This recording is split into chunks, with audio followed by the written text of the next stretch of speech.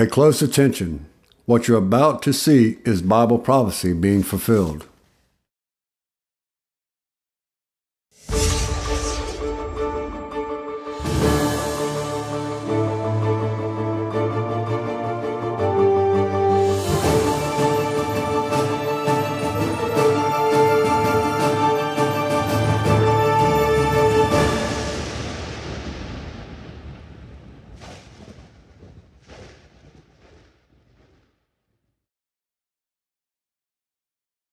Welcome to YPN News, bringing you the news that relates to Bible prophecy and foretold by Yeshua Hawkins.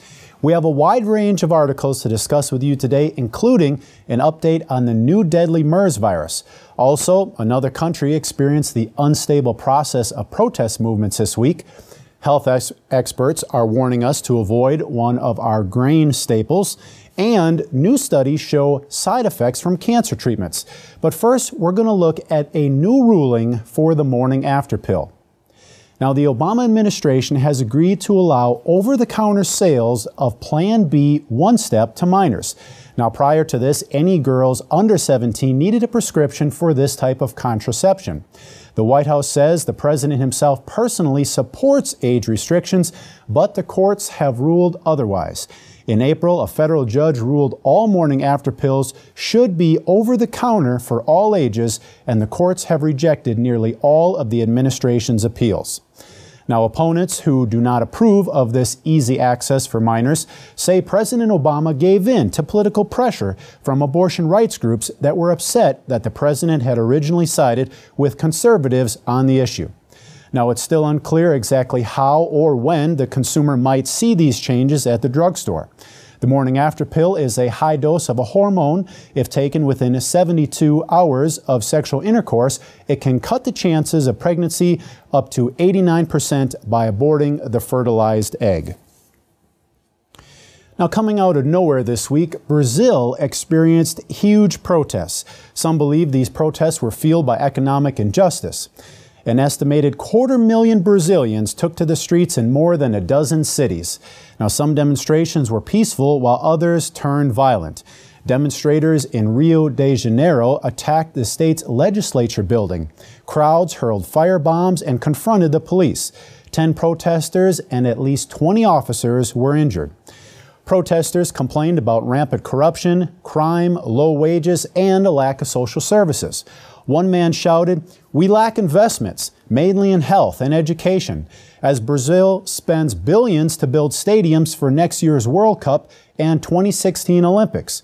One woman continued, "When you have a population of 13 million people who are going to bed hungry every night, it's hard to justify building so many stadiums with public funds." I would tend to have to agree. Now, tensions have been building for weeks, sparked by a government increase in bus fares. Brazil's president posted a statement on YouTube saying protesters had valid complaints and needed to be heard. Brazil has recently been in the spotlight as they continue preparing for the upcoming Olympics and also from a visit from, you know who, the Pope next month. Now, with the recent protests, many Brazilians are wondering if they will be ready. Well, have you ever eaten a full meal and still feel hungry afterwards? YPN's Larry McGee has an interesting report on a very common grain that is not the whole grain it used to be. Larry, what are the health experts looking at now? It's wheat, Jeff. Dr. William Davis, the cardiologist and physician famous for celebrity clientele, has authored a bestseller entitled Wheat Belly: Lose the Wheat, Lose Weight, and Find Your Path Back to Health. Why dump wheat? Well, according to Dr. Davis, it's because most of the wheat on today's market is really not wheat at all, but is instead an 18-inch plant created by genetics researchers in the 60s and 70s and has many new features that haven't been discussed with the public, such as a protein called gliadin, an opiate which binds to the opiate receptors in the human brain and stimulates appetite in most people, with the effect that many people are consuming on average 440 more calories per day. To clarify, however, Dr. Davis says that the issue is not wheat in its original form, such as what our predecessors had. It is a very different, genetically changed brand which predates the techniques of genetic modification. These techniques, Davis says, were crude, imprecise, and far worse than modern genetic modification. So, can we simply go back to the original?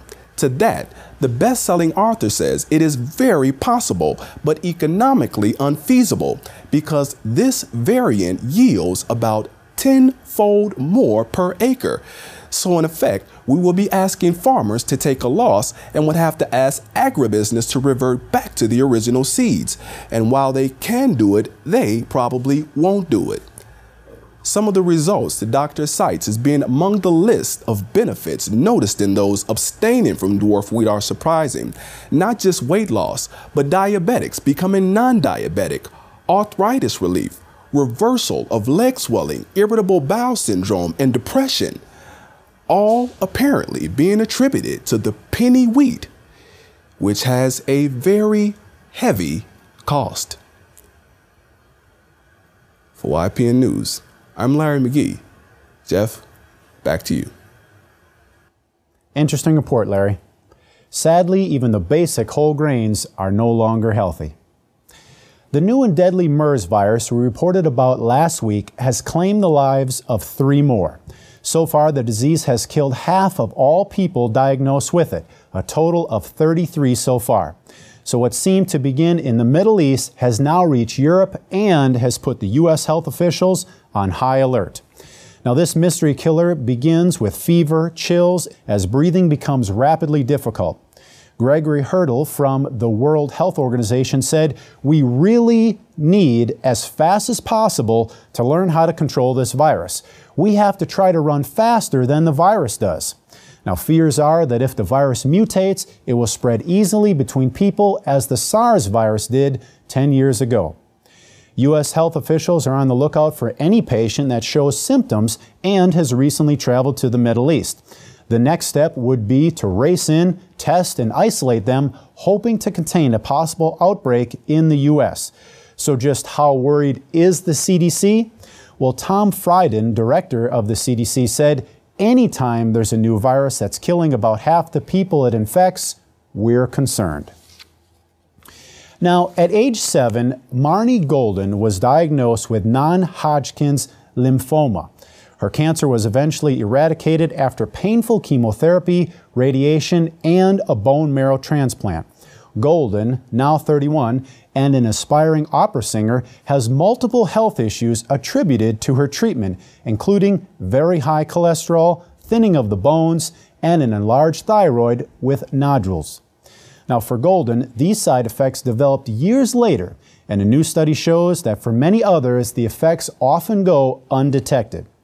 Now, more than 1,700 adults, formerly patients at St. Jude Children's Research Hospital, were monitored for complications in their therapy.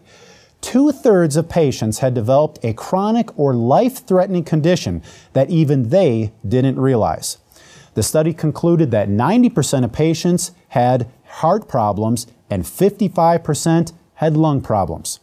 Now, Dr. Melissa Hudson is the study's co-author, and she explains that oftentimes survivors of childhood cancer go into a community where medical providers are not going to be aware of their unique health risks. Well, as we can see, the world's problems aren't going away. With all the modern agricultural techniques and healthcare practices, the health of mankind is still deteriorating, and none of them have a solution. Yishra Hawkins, pastor and overseer of the House of Yahweh, has shed light upon this great decline. Not only is he teaching mankind the reason for their suffering, but he is offering them the only solution. To find out the cause and the solution, contact the House of Yahweh today and request your free monthly newsletter and Prophetic Word magazine packed full of the answers you've been searching for. You can contact the House of Yahweh by writing them at The House of Yahweh, P.O. Box 2498, Abilene, Texas 79604. You can call them at 1-800-613-9494. Visit them at their website at www.yahweh.com or www.yishrahawkins.com. You can also email them at info@yahweh.com. And for all calls outside the United States, please call the number on your screen. Don't go anywhere. Up next is Yeshua Hawkins. From all of us here at YPN News, I'm Jeffrey Heimerman. Thanks for watching.